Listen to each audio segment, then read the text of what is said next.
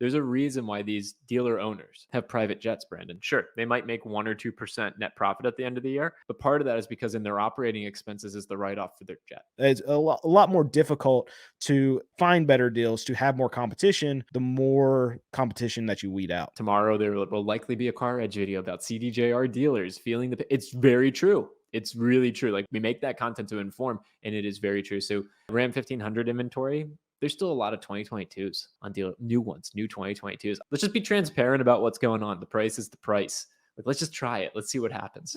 All right, so I am with Zach from CarEdge, and Zach, you want to change the world. You want to change how people buy cars. So tell me, what are some of the inefficiencies that you actually see in the market right now that you feel like are not going to look the same 5 to 10 years, and what do you want your role to be in that? All right, Pops. Here's the whoops. So you're not my habit, man. Now, Brandon, thanks for having me on. Super excited to be here. Inefficiencies, 5, 10 years. I think there are a lot of inefficiencies. I think you probably know this as well. Maybe more so for dealers that don't operate like you do. Probably the biggest thing that I'm interested in breaking down is information asymmetry. So you've got a transaction, and on one side, one person, the dealership, they know a lot more information than the person on the other side, the consumer.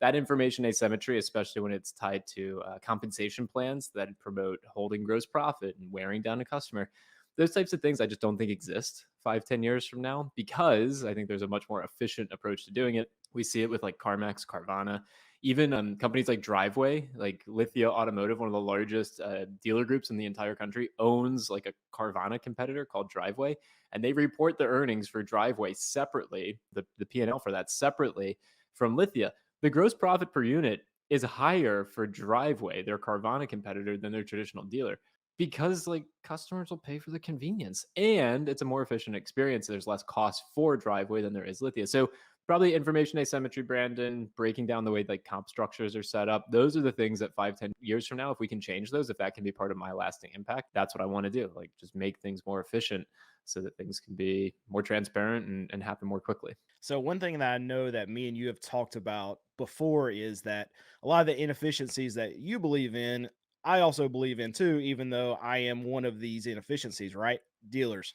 What do you feel like the path of the car dealer is going to go as we get these Teslas in here, as we get these CarMax Carvanas that are trying to basically take the dealer negotiation, take the hassle out from the dealers? What is it that you see? I mean, you deal with these customers every day. What do the customers want, and why are they coming to you? I think I'm answering the question myself, but just tell me what your customers like with you kind of being in the middle of this just dogfight that you have to deal with dealers. Yeah, definitely. So back at CarEdge, we help people buy cars. We've been doing that for coming up on 4 years now. So that's where I cut my teeth in the car business, was helping people buy cars. I never sold cars. I just built this business to try and help people buy cars. That being said, I think the dealers are part of the answer. The way that a dealership looks has to be vastly different. So there are 75 to 78,000, depending on where you get your statistics, independent and franchise car dealers in the United States. They play a role. They play a role in the distribution. The OEMs have very little interest, at least everyone except for Tesla has very little interest selling directly to consumer. There's a lot of costs associated with that and a lot of headache. The dealers play a vital role in being able to distribute the product and, more importantly, on the service and repair side. And quite frankly, that's where they make their most money. So I actually think we can pretty much like compress the margin on the buy sell side of a vehicle. Like that should just be like CarMax. There's a set price and it is what it is, and there's a set margin that the dealer's making, and it's fair. It's not $7,000 on a $28,000 used car. It's $3,000 on a $28,000 used car. I think that's the world that we get to, Brandon. And that's what when we talk to dealers, that's what we push for. It's like, don't be greedy. It's the Warren Buffett quote: pigs get fat, hogs get slaughtered. Like, Right. just be fair, just be transparent. And I think what's always held this industry back is those dealers that are fair and transparent, like advertise the real price on these online listings websites. Ultimately what happens to them is they don't get the leads because people sort by lowest price, and then that customer goes. So like there's a whole host of things that have to happen. Like you need some enforcement of actual advertising laws, and then you will need everyone playing on a level playing field, the dealers themselves. So I don't see a world where like Ford or GM go dealerless, even though we might have some video thumbnails and titles that suggest that could be the case. I really think you see a world where like the dealership evolves into being more CarMax like, being more Carvana like, being more Tesla like. And I don't see the OEMs or the industry in general looking at this group of 78,000 businesses and saying, okay, we're done with you. They play too big of a role in the distribution channel, and they play a significant role, and it's a huge profit center on the service and repair side. So that's a little bit how I think about it. It's more like an evolution of that network than an entrenchment of how they currently do business. Yeah, so I want to touch on something you just said. You talked about a dealer getting the preferred leads because they're at the top of the list, right? And what a lot of dealers do right now to get at the top of the list, what is they list their cars for cheaper online than they actually are going to sell them for, and that's in the form of what these dealer markups, add-ons, these stupid the stuff you probably have to deal with every day. Are Every you day. finding since the market is getting softer that you're seeing less of this, or is it pushing dealers to actually do more of it so they get these preferred listings when they're actually going online? Yeah, it's both, Brandon. I mean, we hear it from both sides, which is I advertise the real price, and I advertise the real price because holy cow, I've got too many Ram 1500s on my lot and I just need to move them. Like I don't even want to make money on them. I'm losing money. I just need to move them. And then we hear from the same, different dealership group will hear the same thing. I've got too many Ram 1500s on my lot, so I'm just going to advertise them at like half price. All right, a 33% discount. And then I hit people with my family and friends advantage package, which is on every car. Right. Like the efficacy of either model, I'd go more toward just be upfront and honest. Here's the price. We're priced to move. Again, CarMax, Carvana, which let me be very clear. We also talked about Driveway earlier. Like those all have a huge profit margin for those businesses. So fair is an interesting word to use to describe how they price vehicles. That being said, we hear and we see on both sides, and I am certainly of the camp advertise a real price. There's all sorts of academic research that talks about the psychology of consumers and how they prefer to see a lower price and then add on fees, which is insanity to me because I'm the opposite. Just tell me the real price. There's all this is why it happens not only in buying a car, happens on Airbnb, happens on SeatGeek when you go to buy tickets or Ticketmaster. So there is a psychological element to this. You need enforcement though to at the end of the day really get people and get these operators, these dealerships to advertise real prices and honor those. That's a long way away, I think. All right. And I can tell you that in the car market, it's going to be a hard thing to change because just for me knowing a lot of dealers around my area, I mean, they might advertise a cheaper price, but doc fees are just standard. Just like you're saying, people would rather see the lower price, and then the psychology of it of just adding this extra fee. A lot of times they don't even think about it, and the doc fee has just been such a norm now that dealers can just charge it. And I've got buddies that they charge anywhere from 3.99 up to like 9.99 for a dock fee. And I ask them all the time, what pushback do you get from these customers? And they're like, I've never even had a customer say a word to me about it. Brandon, on new cars, the amount of hidden profit for a dealership is absurd. Let's run through it really quickly. Doc fee, profit center. Okay, that's just a profit center for the dealership. Everyone needs to understand that. You have the holdback from the automaker, so they provide on the invoice a certain amount of holdback, which is money that is just under the line money goes to the dealer. Typically, there's also floor plan assistance, so that would be if your Ford F-150 is sitting for a month, they're going to cover the cost of that vehicle sitting there. There's also, for some of the OEMs, advertising assistance. So for every single unit, they just give you 100, 250 bucks, whatever the number is, in advertising assistance for the regional advertising arm. What are we up to? We're up to 3 line items. There's also the pack.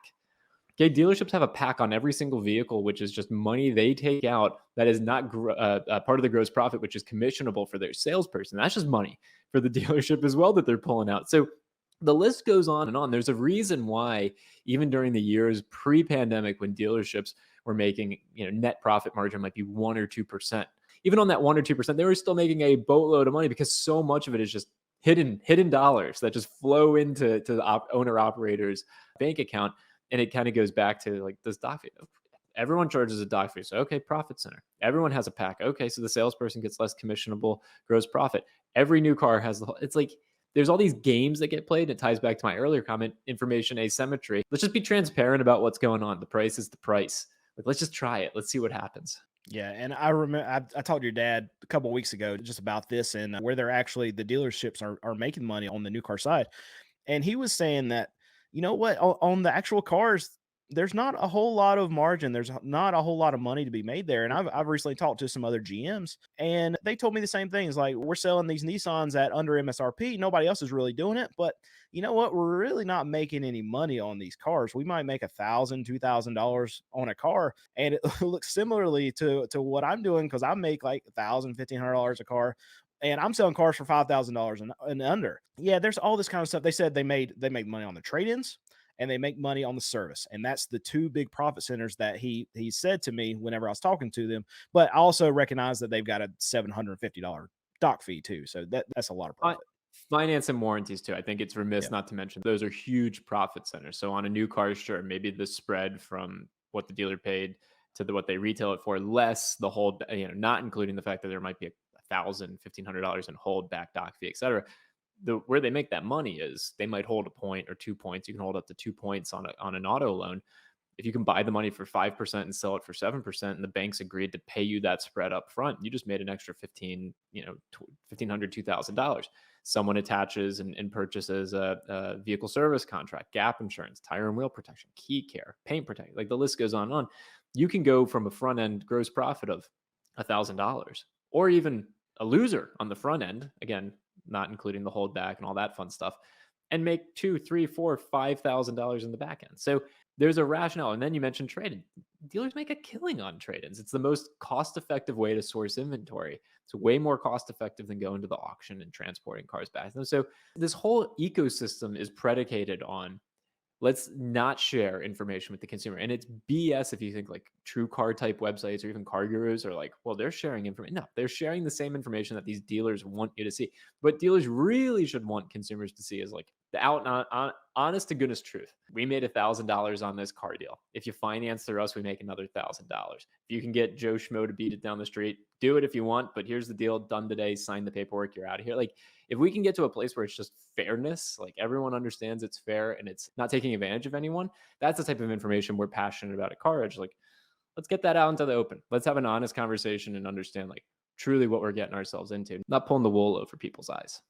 Right. And I feel like people are so aggravated with this market. And I give CarMax a hard time. I think the way that they're going about a lot of their pricing models and stuff like that is wrong. And the videos that I do on CarMax, they go viral because I give them a hard time, whatever. But I really think that a lot of people are wanting to go towards the CarMax type of way because as we've come out of this pandemic, people want to talk to each other less and they even want to haggle even less than that. And I mean, I've seen surveys done saying that they would rather go to the dentist than have to go buy a new car just because people hate the process and everything about it. And the Carvana, I think, is going to fail because they're not going to be able to account their way through the next couple years or whatever. But I think companies like CarMax and whoever comes up after Carvana to go as much as pulling out of the process as possible, these companies are going to succeed. And I really want to see what happens on the new car side. And I really think that's the direction that we're going to go to because consumers are so fed up with the process that you're helping them with right now. So I'm really curious to just get your thoughts on where do you feel like maybe 10, even push out to 20 years from now, what do you think the process is going to look like, if not just the same as it just keeps on going like it is? All right, man, you queued me up. Here's my master plan. Here's what I'm personally at CarEdge, and for anyone who wants to try and compete with us, more power to you. Here's what I'm trying to do. Here's what I'm passionate about. You drive down past Automobile Row and you see all of the big, the mausoleum to Lexus or whatever it is. You see all this real estate. My thinking is that the future of buying a newer used car looks a little like this. Instead of going down Automobile Row, being, meet and greet with a salesperson, taking the test drive, all that stuff, you go online, you look at what vehicle you're interested in potentially purchasing, and you schedule a test drive. And that vehicle shows up at your house and you take a test drive. Gets dropped off, you take a test drive. You realize, okay, this is the car I want. You then go online, it says what the price is, and then you purchase the vehicle. And then you do e-signature online, or maybe it's 20 years from now, maybe it just scans your eyeballs. I don't know what the hell it does. And the car's dropped off and you now have a car. To me, that is the future, Brandon. There is no Automobile Row. There are distribution centers within. It's almost like a logistics business at that point. There are distribution centers. Okay, dealer groups already. There's a huge push in the industry to consolidate dealer groups so that they can do what's called selling across brand. They want a customer to come into the Nissan, but maybe they don't have the Nissan that meets their needs. Well, they have another Hyundai that's in their inventory, just at a different dealership, but in the same brand. They want to sell that Hyundai. Great. That's just the future. Is like that dealer group just owns a territory. And they don't have all of these buildings in Main Street or anything like that, because that's expensive real estate that could be repurposed for much better reasons or much better purposes. Instead, they have a distribution center. People can request test drives. Cars show up, they take test drives. Or maybe you go to the distribution center to just like an auto show. You can just test drive whatever the hell you want to test drive. And then you go home, you choose what you want to buy, it shows up, it's done. There is no F&I office, there is no going in and shaking hands and things like that is the future that I'm personally working towards because I think it's more convenient, I think it's more fair. I think that we can make an experience here that's like significantly less cost intensive. Think about how many, I hate to say it, but like my dad was a sales manager at dealerships for 40 years. Like the role of the sales manager looks different in that world. It's a whole different model, and that's kind of where I see us headed. So this, what you're saying seems obvious, right? This is what Carvana wanted to do. This is what you hear a lot of people that are against dealer groups. This is the path that they see that is going to happen. So why does not it not exist right now?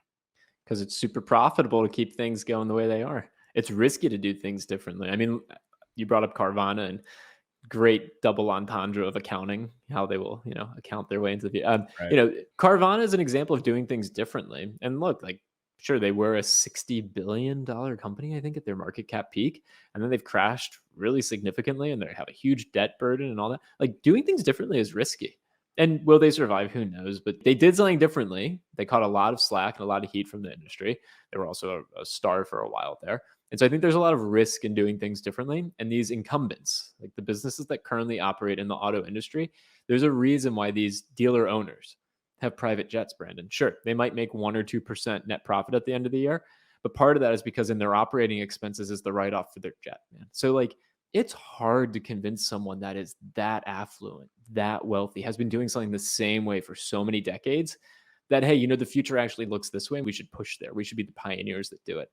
And so I think that's why no one's done it yet. There hasn't been a compelling enough economic case to do it. That's truly at its core. I think the incentives are misaligned. That, and there's also no enforcement from any type of regulatory body that says that we need to actually be honest and transparent in the auto space. So, like, those two factors: lack of incentive, economic incentive, lack of regulation and enforcement. I would love personally to see the economic incentive be the driver. I really am not excited at the idea. We over at CarEdge, we were huge supporters, and we still are huge supporters of the FTC's rules for transparency in the space. I'd love to see economic incentives, like capitalism, do its job. Like, there should be a more profitable way to sell cars because it doesn't cost as much to sell cars by being honest and upfront with people. I'm naive, man, but I think that's the future. I hope you're right. All right, let's switch gears just a little bit. So you deal with customers, you deal with dealerships on a daily basis. You put the deals together. Where are you finding the most incentives right now in the market? Which OEMs do you feel like are in the most trouble for because you're seeing the discounts come in faster than the other OEMs? It's a softball, man. You should have started with this. You know it. Chrysler, Dodge, Jeep, Ram. Our videos. You talked about it. You have a video going viral because you bash CarMax, and good reason. That's your approach and your perspective. Tomorrow there will likely be a CarEdge video about CDJR dealers feeling the. It's very true. It's really true. Like, we make that content to inform, and it is very true. So Ram 1500 inventory. There's still a lot of 2022s on deal, new ones, new 2022s. A Yeah. lot of dealers, and this happened with some Ford dealers as well, they kind of got, during that period of inventory shortages, they got in the habit of accessorizing, upfitting their vehicles. So you see these 2022, MSRP might be $60,000, $70,000 on a very expensive pickup truck, Ram 1500, Ford F-150. And then the dealer tacked on another $10,000, $15,000 in accessories that they've been sitting on for a year and a half. So In those are the vehicles where we're seeing the most, like, we got to get rid of these things, the most movement, which is also ironic because those are the vehicles that were, either directly or indirectly impacted by the UAW strikes, which didn't really do anything, for market day supplier inventory Right. levels. So you talk about add-ons. So a lot of dealerships around this area, both Ford, GM, Stellantis, they'll have not only $10,000 accessory add-ons, but I'm seeing a lot of $30,000 lift kits being put on these trucks. And what's interesting about them, I've shown these lift kits on my channel and have other people look at these lifts that actually will install them or put them on. They're like $3,000 lifts Yeah. put on these trucks, and they're adding $30,000. So because of the internet, I feel like all this information is getting out. People are doing more research. They're shopping online. They're watching our videos, right? They're seeing some of these things that are going through. And I feel like we're a part of this knowledge to the public, that this eye-opening that the public is experiencing of what dealerships are actually doing. And that's why I feel like there's been this massive outcry for, okay, direct to consumer. But Mhm. unfortunately, we're not anywhere close to that because of how much legislation protects these dealerships, because of how much congressional money is actually in these dealerships. And I feel like what you're doing is a great thing, but it's going to be such a hard hurdle to jump over because there's so much money already being made. There's so many policymakers that have their hands in all of this, that Yep. laws are going to be very difficult to change.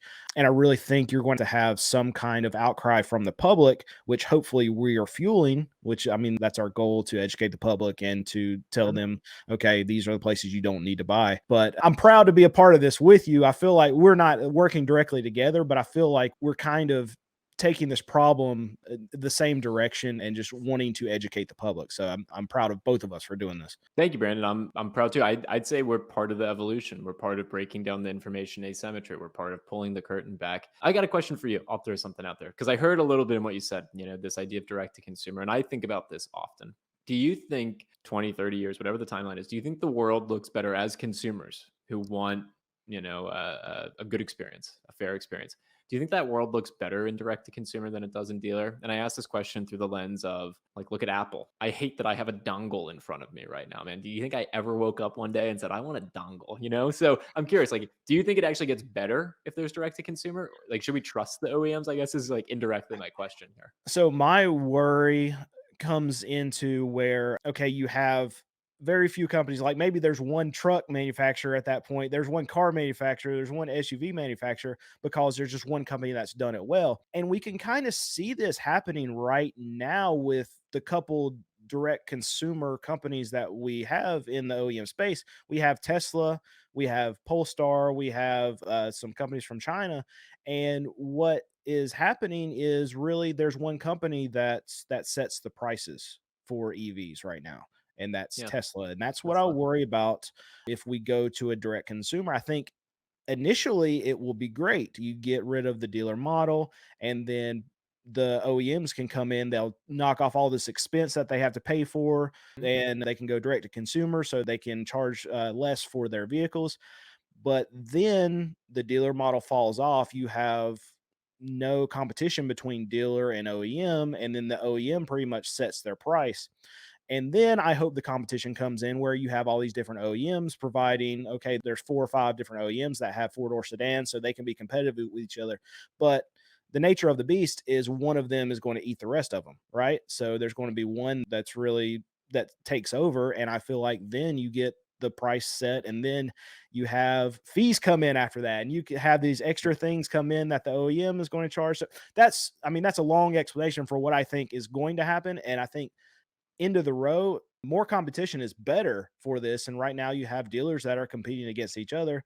And when you eliminate these dealers, you have less competition, and then you have the OEMs, and then you break it down to even less competition. And I think that's worse for the consumer in the long run, unless you have advocates like you guys who come in and are basically, I'm not going to say fighting against, you're trying to put the deals together to make sense, but it's going to be it's a lot more difficult to find better deals, to have more competition, the more competition that you weed out. Yeah, the more consolidated it becomes, I think of it as like a walled in garden. There's one way in and then you're stuck. And that's like Right. that's truthfully what makes me concerned about the direct to consumer push. I think that you said something that's very pointed and makes a lot of sense. Dealers are a cost center in the OEM's distribution strategy, 100%. That's why there's an adversarial relationship between dealers and the OEM. That being said, the dealers serve this really important market function. They create competition. You can go to a dealer here, or thanks to the internet and hopping on an airplane, you can go to the dealer there. And thanks to companies like ours, like we help people find the right deal at the right price. And so I think if you get rid of that and you just have the OEMs, you have Apple, and that makes me really concerned. It makes me really, really concerned because, again, I have a dongle for my $2,000 laptop, which is absurd to begin with. And if I wanted to get the AirPod, like, you're just in their garden, man. And we already see the OEM starting to think like this. We did a video on the CarEdge channel talking about, subscribe for heated seats. I just get super nervous in that world. I'm not saying that the dealers getting their hands involved in that is any better. And I want to be very clear, like, very greedy dealers play no role in this world as far as I'm concerned. Like, we got to weed those folks out and make it more fair. There is no perfect solution here, I guess, is really what it comes down to, because the shareholders at the OEM that consolidates the entire space are going to say, cool, improve profit margin. And that's how you end up with now the OEM charging you a dock fee. It's kind of just inevitable where you end up back to, unfortunately, I think. Yeah, and where there's free money out there for these companies, they're going to take it. They're not charities. I mean, they're here to make money. I'm not discounting that. So it's fine Yeah. for them to make money. It's just the way that they're going to do it. And if that money is just sitting there, if Apple could charge a $100 dock fee when they sell a phone, they would do it. It's not these companies are not. That is a great quote. That is a Yeah. perfect quote. So, and that's the thing, it's just normal in the business and until customers just stand up and say, "You know what, we're not gonna pay it." And that's not coming anytime soon because, I mean, all the sheep, they're going to do exactly what the sheep have done for however long the dock fee's been there, and, it's not gonna be something that changes anytime soon. Definitely. Yeah, I think unfortunately the change in this industry is going to be pretty slow. I want to be part of that force with you and others who are trying to bring information, to the market. And honestly, what we're working on at CarEdge beyond like the videos are systems, processes, ways of working that can actually like influence these dealers to want to operate their businesses differently and to influence consumers to say, "Hey, you can get a unicorn car deal by calling up 20 different dealerships and having them compete on price." Or you can pay a fair price and you can push a button and you can go home. Like it's kind of CarMax adjacent, and that's really where we're trying to get to is just cut all of the slack out of it. I'm glad to push in that direction. I think it's the right direction to be pushing in. And you talked about dealers actually wanting to make the change. So just real quick, I just went to my dealer class. I have to go to a class every year to they tell us the same things every year, but we have to get the certification so we can renew our dealer's license every year. So I just went to my dealer class and they were talking about doc fees and they asked who charges doc fee and who doesn't. And me and Nate, my sales manager, we were the only ones in the room to raise our hand and say, no, we don't charge a doc fee. And our instructor looked straight at us. This is an instructor for all the dealers in the area for what we're doing to get our license. And she said to us, she said, well, you're really leaving a lot of money on the table. Like we were ridiculous for not charging one, right? So this is not something that is going to change anytime soon, especially when you have just instructors be like, yeah, you really should be charging a doc fee. That's a great story and also a perfect encapsulation of where we are in time. We can make as many videos as we want. This is how the market works, and we got to keep. It's pushing a boulder up a hill, man. We got to. You are very rare, not charging a dock fee. There's like very few dealers out there that operate with that same mindset because it's so profitable to just say, "Hey, here's $1,000. We need it." Not what I like, obviously not what you like, but it is definitely how people operate. Right. And I mean, the money's there. If we want to charge a doc fee, we could charge it and then no one would say a word about it. And I understand that. And we sell like 700 cars a year at this point, and so that's, I mean, $200 pop. That's $140,000 we're just leaving out there. So I mean, I understand the money's there, but you can just charge it on the car and not call it a fee, and it's the same thing. But dealers are like, Thank you. we just throw it on there. They're gonna add it anyway. I mean, they're gonna pay it anyways. It doesn't matter. Again, this is part of the like customer education that has to happen. Like customers come in. I mean, I don't know if you've had this, but I would imagine customers have gone to dealerships that don't have a dock fee. I'm thinking about Mullinax down in Florida. They don't charge a dock fee. They're in Florida of all places. They do not charge a dock fee. Of course, like they make up, profit in other areas.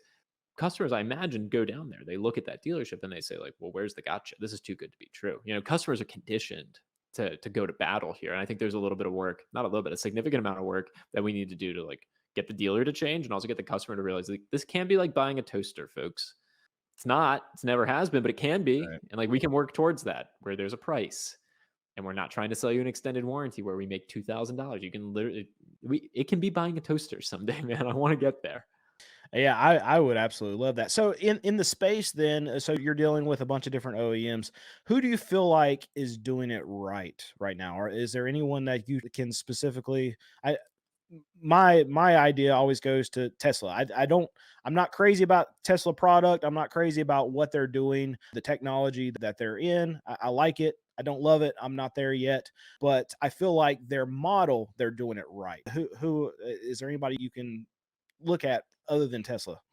I think from a sales perspective, a distribution perspective, Tesla's for sure one where there's aspects of that resonate deeply. I think with all the others, there's a lot of confusion. So like nothing really stands out to me. What I mean by confusion is every OEM is trying to play in this world that we're describing here, like making it more transparent. They are because they are not immune to the customer satisfaction reports. They know the model is not super effective right now. It's profitable, but it's not as profitable as it could be. So GM, for example, has a product called Car Bravo.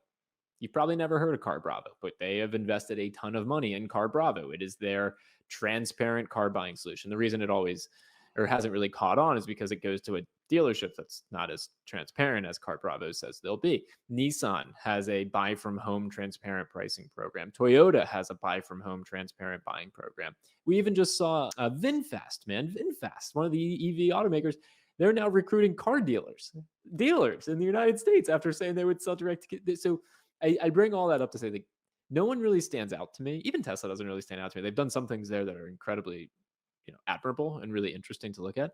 But then it's just a pit of confusion. Everyone's trying to do everything. VinFast said, no way, we're selling direct to consumer. Now they're recruiting dealers. The OEMs that have traditionally sold through dealer models have invested hundreds of millions, if not billions of dollars in these buy from home programs that aren't taking off. It's all noise to me, man. I just look at it and I'm like, someone's going to figure it out. I don't think it's going to be any of the OEMs, to be honest. I think it's going to be some of these third party outside companies. I don't think it's going to be like listings companies because they make a lot of money doing what they currently do, which is sending leads to car dealers on fake advertised prices. I don't think they're going to solve it. Maybe it's Carvana, CarMax will solve it, but they can only solve it for used cars. So I don't know. I don't take a lot of inspiration from what's currently out there in the market.